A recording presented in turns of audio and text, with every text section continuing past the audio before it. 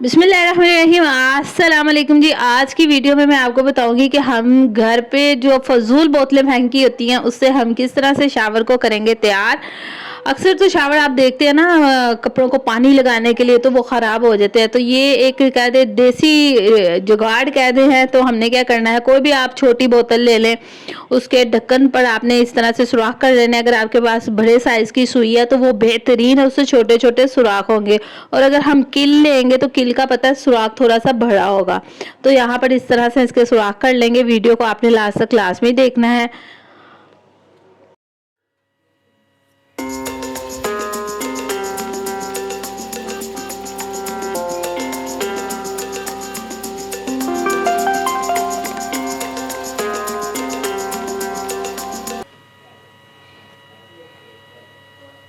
जी, तो इसके अंदर अब हमने पानी डाल दिया, ठीक है।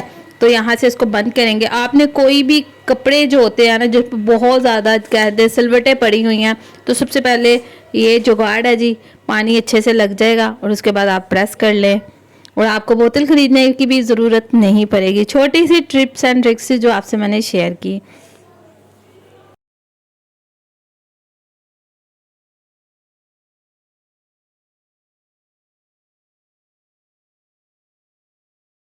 को प्रेस तो ये देखिए कितनी अच्छी है। ये गलत है, इस लाइन को छोटी करके ना हम इसको साथ में करके ना इसके दवाई करके लाइन में स्लाइम गलत दूध डाला